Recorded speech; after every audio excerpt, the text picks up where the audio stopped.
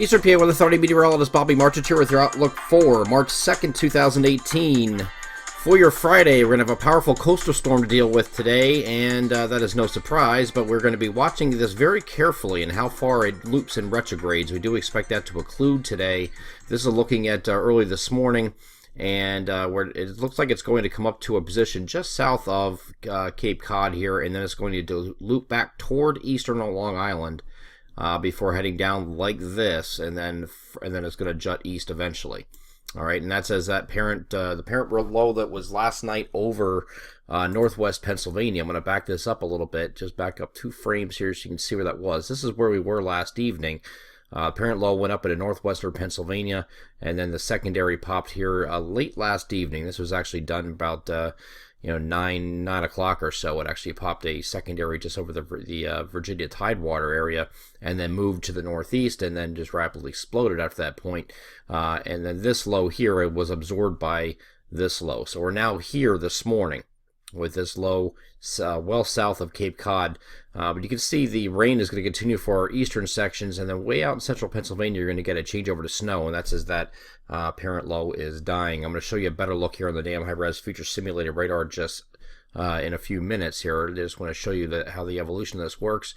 Once the parent low does capture it, we go under further strengthening, and you see the gradient tightening here. It's going to get some very tight gradients. It's going to lead to some extremely high winds. But you see what it did here? It actually backed up. So it was out here, and it did a loop. And then it's going to do one of these numbers like this. Okay? So that's the evolution of this today. But it's going to be very strong when it's in this position just near the tip of eastern Long Island, or south of Providence, Rhode Island, somewhere in that vicinity. And that's how far west this gets is going to determine how bad these impacts get. I mean, we're already going to have bad winds. We already know that. And the likelihood of seeing wind gusts that are going to be exceeding 60 miles per hour in many locations will go up if this is a little bit closer. So we see, if you saw our wind map, we had an area that was kind of like this. These areas right here, south and east of that line, were wind gusts up to 70 miles per hour possible. That was not a misprint. Okay, so we do think that there are going to be some very damaging winds and power outages likely over a widespread area. Hopefully, we can hope for the best with that one, but it does look like that's going to be a big issue today as this low occludes, retrogrades, it loops and retrogrades, and then sets off to through the loop and down to the east after that point, after that process is complete. Once that parent low catches up to it. Part of this process, too, will be the snow. We're going to have snow across northeastern Pennsylvania this morning, and it'll work its way southward throughout the day. And I do think you have the opportunity for it to get pretty far south. I know this is the GFS not really showing much here, as you're seeing the evolution of that low taking off to the east. However, we go over the damn high-res future simulated radar. I'm going to start this off at 3 a.m. just so you can see this dying parent low here.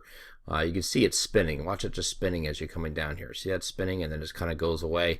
You have some crashing temperatures behind it, so you get a brief burst of snow here all the way back here into central Pennsylvania. I think a lot of these areas up here, that's where you get your snow. After that, it shuts off, and then it's just concentrated on the eastern parts of northeast PA and northwest New Jersey, and then that's going to work its way down south as the low offshore starts moving westward in that little retrograding loop that I talked about.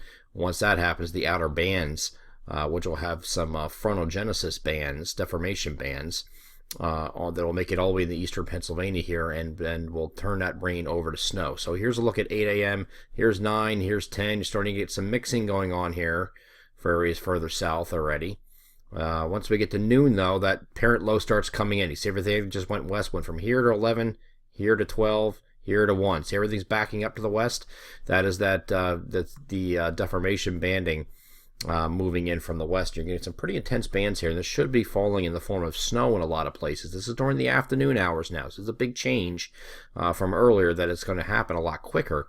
But you see how far west these bands get. The new NAM is now suggesting they're going to get all the way back to almost Lebanon here. So this is going to have to be watched. If that system does in fact come further west, and we're dealing with something that is going to be right here or even closer than that, that's going to affect where that outer band, or where the best dynamics are under that band, and the heaviest snow can fall, and that could change the game a little bit for areas even further south. I know we were pretty far south here with our accumulating snow amounts. But I don't think we need to change it just yet. But just keep close eye on this today, because we're gonna, if we have to change something, we certainly will. Your highest snow totals are definitely going to be across northeastern Pennsylvania, northwest New Jersey. I don't see any issues with that part of the forecast. It's just how far south does this get? That's still in question. So just follow us throughout the day. You can go on the Weather Alert Maps page now.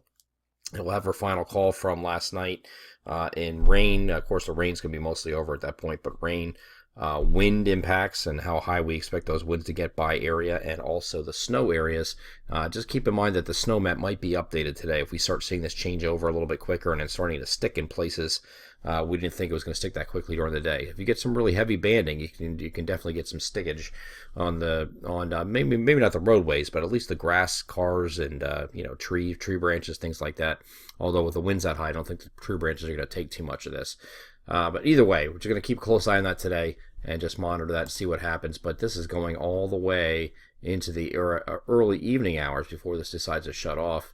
And it might just, when it gets lighter, you see it gets lighter late in the evening, it might actually switch back over to light rain, because when the precipitation is lighter, you don't have the dynamics to work with. It would change that rain over to snow. You need really heavy precipitation for that to occur, and that's what brings the cold air down from the upper levels down to the surface. Even if you have marginal temperatures, 35, 36, can still snow in that situation if the precipitation is heavy enough and you're pulling down that cold air from the upper levels. Keep that in mind. All right, I do want to get ahead of the rest of the week, because we do have more stuff to talk about here. It is going to be mostly sunny, or we'll call it mostly cloudy to start here on Saturday. Still breezy, and then we go start diminishing the winds in the afternoon as these isobars start spreading apart. You can see that here. Still a little bit breezy though in the afternoon, not as windy as the morning. And then once we get into Sunday, which should be a much nicer day with mostly sunny skies, and the winds will be a lot lighter than they were on Saturday, and especially on Friday. Monday should also be a mostly sunny day, high pressure in control. Then we're going to watch this next system coming in for the middle of next week. Remember our storm signal that we talked about in our long-range forecast between the 6th and 7th of March? Well, guess what? We got something here. All right, now here is a look at, this is the next Tuesday, and this Tuesday, Wednesday time frame. Initially, it might be too warm for anything to occur here, but we're going to watch for another little secondary low to form and come up here like this, and once this takes over, it can draw in its cold air and might change this. Some of these areas that start off as rain might go over to snow, at least according to this model again, but this is just looking out here for looking at arm's length. So we still have a couple days to look at this, and this is the middle of next week. This is now Tuesday evening. And then look what happens Tuesday or Wednesday morning. You see everything in the interior northwest of I-95 is changed over to snow and accumulating snow at that. All right, so this could be another moderate or even significant snowfall. We'll see.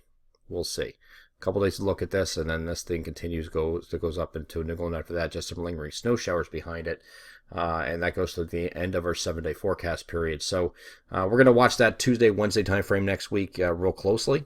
Right now, there's a chance for rain or snow in the forecast on both days, depending on where you live. I think the closer you get to I-95 and point southeast, it's probably just a rain deal.